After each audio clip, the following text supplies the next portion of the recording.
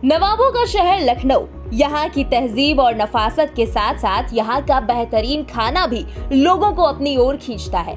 लखनऊ का नाम आते ही जहन में सबसे पहले यहाँ की बिरयानी और कबाब का स्वाद उभरता है। लखनवी अंदाज के साथ साथ यहाँ के लजीज पकवान इसकी धरोहर का एक हिस्सा है। लेकिन इस विरासत और लजीज जायके पर अब एक गंभीर संकट मंडरा रहा है। आने वाले दिनों में लखनऊ के मशहूर जायके में वो पहले जैसा स्वाद नहीं मिल पाएगा और इसका कारण है तंदूर भट्टियों पर लगने वाली रोक। दरअसल लखनऊ के जायके को मशहूर करने वाले कई होटलों, रेस्टोरेंट्स और ढाबों में तंदूर भट्टियों का इस्तेमाल कई सालों से किया जा रहा है। लेकिन अब लखनऊ नगर निगम ने ये फैसला लिया है जिससे इन तंदूर भट्टियों पर रोक लगाई जा रही है। इसके पीछे की वजह है वायु प्रदूषण को नियंत्रित करना।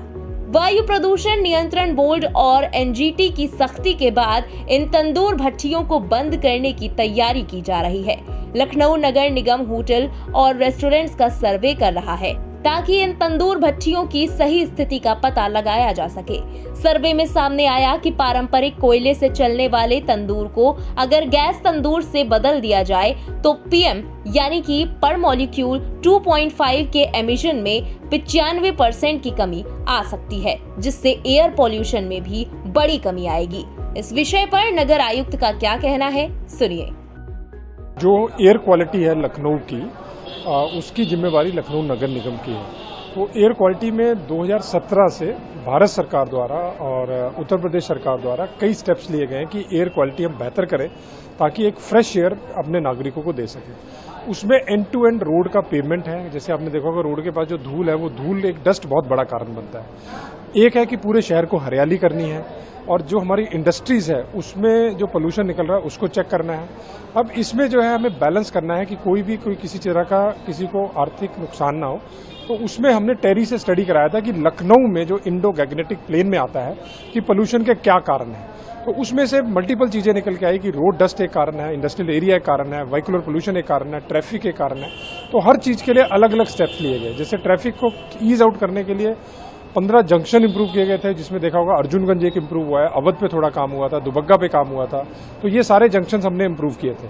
और ग्रीन करने के लिए मियावाकी फॉरेस्ट लगाए गए हैं। इसी बार हम लोग 12 हेक्टेयर से ऊपर मियावाकी फॉरेस्ट लगा रहे हैं। और इसके साथ साथ हमने इंक्रोचमेंट लगाया ताकि ट्रैफिक स्मूथ चले। और डस्ट कम करने के लिए रोड पे छिड़काव किया जाता है और हम लोग जो है रोड को एंड टू एंड पेमेंट करते हैं, इंटरलॉकिंग करते हैं आसपास ताकि वो हो। एक कारण टेरी ने जो बताया कि हमारे यहाँ 3000 के करीब कोल की भट्टियां हैं। उन्होंने मार्केट सर्वे किया, अलग अलग जगह गए। तो कोल जो है एक जो जब जलता है तो जो वर्कर उस पर काम कर रहा है उसके लंग्स के लिए भी खतरनाक है, जो लोग वहां बैठते हैं पास उनके लिए भी, और आम लखनऊ की एयर क्वालिटी के लिए। तो उसमें फिर टेरी ने सुझाव दिया कि हम रेट्रोफिट कर सकते हैं इन भट्टियों को गैस से। तो उन्होंने 100 का डेमो दिया, लोगों ने स्वेच्छा से उसको करवाया भी।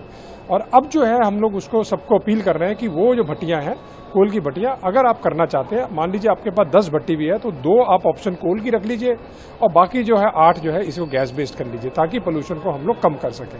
इससे क्या होगा कि आप जो हमारा कस्टमर आ रहा है उसको आप ऑप्शन दे सकते हैं कि ताकि स्वाद पे भी कोई तरह का वो ना आए, इशू ना आए। इलेक्ट्रिक और गैस जो तंदूर है उससे दोनों क्या प्रभाव आएगा? उससे क्या होगा कि एयर क्वालिटी में इंप्रूवमेंट आएगी, क्योंकि हमारा जो पोल्यूशन है कोल बर्निंग से वो कम होगा। और दूसरा ये रहेगा कि उसमें कॉस्ट भी बड़ी कम है। और दूसरा हमें नगर निगम के जो एयर क्वालिटी इंडेक्स इंप्रूवमेंट करने पे जो फंड रिलीज होते हैं और फर्दर इंप्रूव के लिए उसमें भी आसानी मिलेगी। हमारी एयर क्वालिटी इंप्रूव होगी तो नागरिकों का हेल्थ तो इंप्रूव होगा।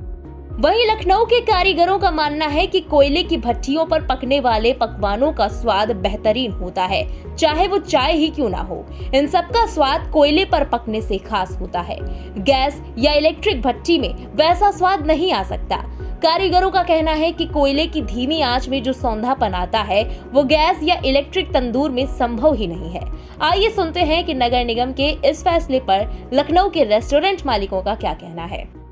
मेरे हिसाब से ये अभी जो अभियान चालू किया गया है ये नगर निगम ने शुरू किया है, जो कि फ्री ऑफ कॉस्ट हर जगह जहां भी तंदूर है वहां पे फ्री किट लगा रहे हैं। इसमें कोई इशू नहीं है, बस थोड़ा बहुत ये है कि थोड़ा जो कोयले पे कोई भी सामान पकता हो, चाहे वो चाय क्यों ना हो, सौंधापन आता है।